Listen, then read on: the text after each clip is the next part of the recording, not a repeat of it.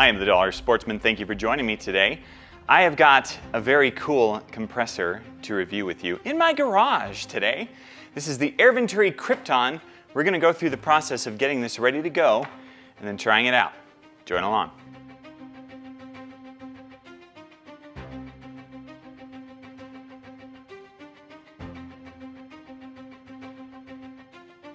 A very special thank you to Zan Projectiles for sponsoring this channel. But I've got a bunch of Zan back there because it works, and I keep it in stock for my competition guns because they're freaking accurate.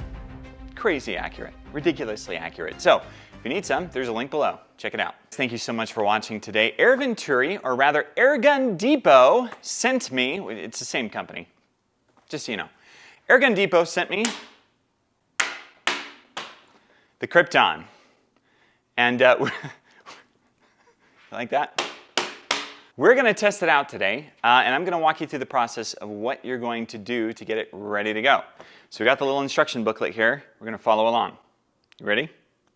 Let's do it. Okay, a couple of things that you're going to need is a Phillips screwdriver, so I keep that on me. That's not a Phillips. That is. Man card. Keep a Leatherman. All right, second thing that you're going to need is some oil, which I did not have any of this for a long time. Finally picked some up from Utah Airguns. They happen to have it in stock, which was great because I needed it. You're going to need about a third cup, I believe, of that. The use of other oils, such as 10W-30, can cause carbon to form, shortening air compression life. So keep that in mind. You might want to pick some of this up instead. You're also going to need 2 big jugs. Eyes up here. You're going to need 5 quarts of water, distilled water specifically. That's going to keep this cool while it runs. So pick that up from Walmart or wherever you'd like. Cheers. Notice the signs that say cooling system and water tank. We got to get to those, and in order to do that, we're going to unscrew this right there.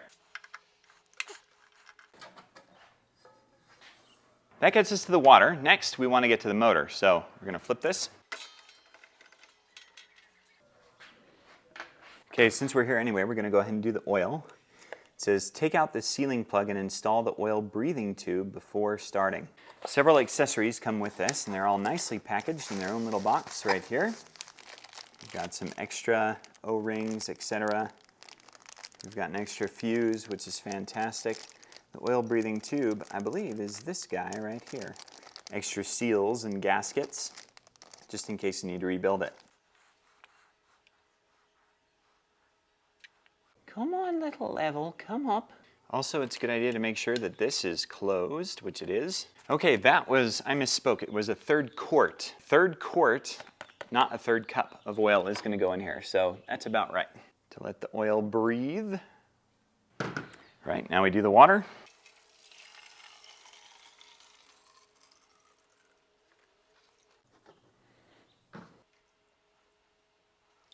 That right there is about 5 quarts. It is important to note as well that there is a little valve release for the water right down there. Make sure that's tight before you fill it up. Thankfully, mine was. Next step is to take your valve, which comes in a bag, which was sectioned right here, and screw it in. Hand tight. Now it is important to note that if this is the first time that you're filling this up, you're just going to plug it in and turn it on for about 10 minutes and let the cooling system go. Periodically throughout that 10-minute process, you're going to open the release valve all the way because it's going to let water and some oil out. I don't know why that happens, but that's just what the instruction book says, so you're going to do it. Cooling system on.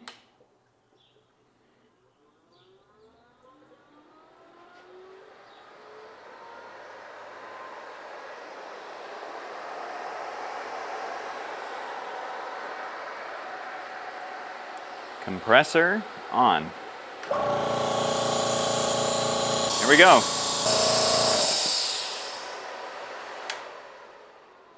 Always make sure that you turn the compressor off first before the cooling system.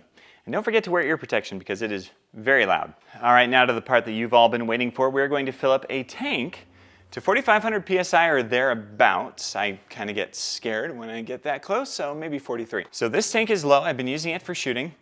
And we are going to take the little accessory pouch that came with this.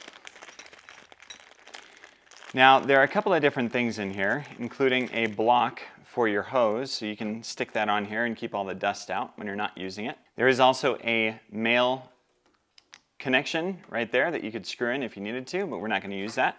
What we just need is this right here. This is a male-to-male connector. It's going to go on the female end here. Then we're going to take it and put the female end of our bottle on the other side, just like that. Make sure it's secure and make sure that your O-rings on the inside of these is good. I have another tank back there. I actually need to swap the O-ring out before I can fill that one. So I have another disconnect here that I'm going to be installing on that bottle just to make sure that the O-ring is nice and fresh. And I'll do that at another time, but there you go. That's just something to be aware of. Now, when you start filling this, a couple of recommendations. Thank you, Travis Fish, for these. Keep it off of the floor so you're not collecting dusty air from your garage like what we're in now and like what most of you will be in. It's good to keep this at an elevated pace. It doesn't need to be as high as this table, but elevated. So you get cleaner air and you don't have to replace your air filter quite as fast. Now, speaking of replacements, keep in mind that you're going to run this for the first 25 hours or 3 months, and then you're going to replace the oil inside this. And then it can run for 6 months or 50 hours. Just keep that in mind. You always want to make sure that your water level is good, your oil level is good in the meantime, but 25 hours of runtime and you're going to replace that oil the first go about. You can also replace the air filter. That's a video for another time because we don't need to do it right now and I don't want to get into it. Recommendation number 2, and this is actually in the instruction booklet as well, you are going to keep your air tank closed until you see the compressor come up to a pressure within a few hundred PSI of where your tank is currently. I know from filling this with my last air gun, it's at about 3,400 PSI. So I'm going to go with that. In order to adjust your pressure, you're going to take this red knob, and there are a couple of knobs in here if you can see that. The green knob here, and there's a red one up top. Green knob will always remain at 0, but this is also red, I understand that. Kind of funky. You're going to move it over to just the side of the red knob, and you're going to push it left or right depending on what pressure you want. So in this case, I can move it up, or I can move it back.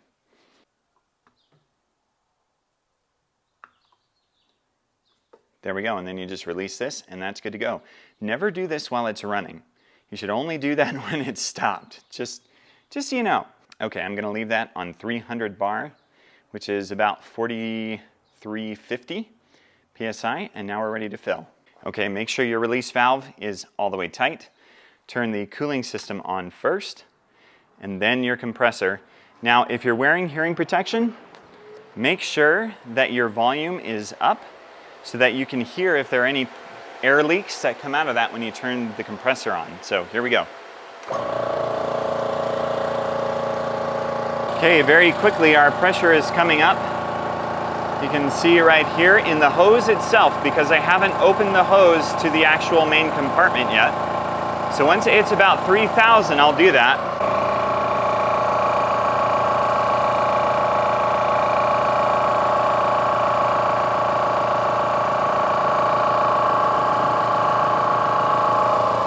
Now we are good to go.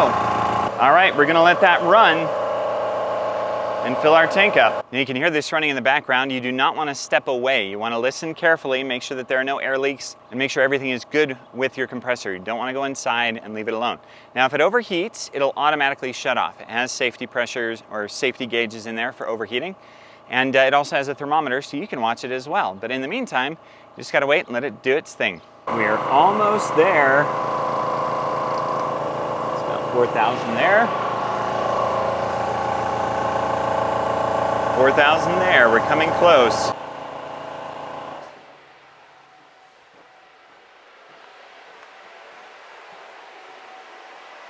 And there we go. I'm going to leave the cooling system on for a bit just to help it cool down. First thing you're going to want to do is close your valve. All the way closed. Now you can release the pressure.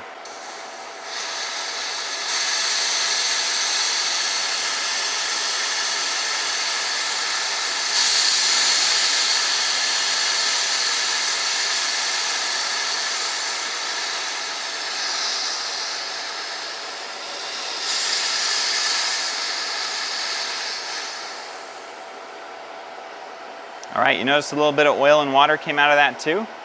It's part of the process. Again, I don't know why, but there it is.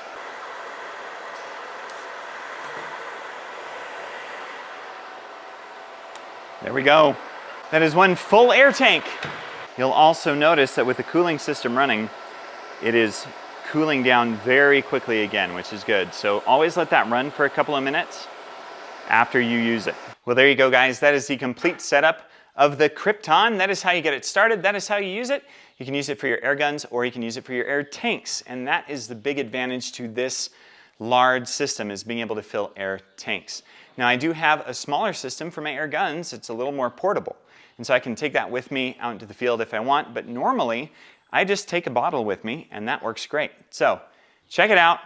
You can get one from Airgun Depot. Again, they did send this to me to review and to test and use in my garage. I really appreciate them for doing that. It works, and I'm so glad. I'm the Dollar Sportsman. Thank you so much for watching, guys. There are some high-end compressors on the market, as high as like $3,300, and that's great. If you can afford that, more power to you. It's going to be bigger, stronger, it'll fill faster.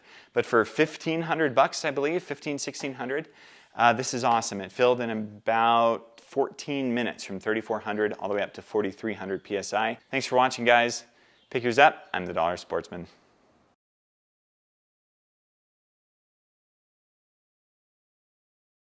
Nothing blew up. Nothing blew up. It all worked great and my seals held. Now, why does he have a Glock effigy in the background? Who knows? It's not actually an effigy. That's a Glock hat that I won at SHOT Show shooting against Shooting Gear Reviews Ben Pearson. Never gonna let him down for that.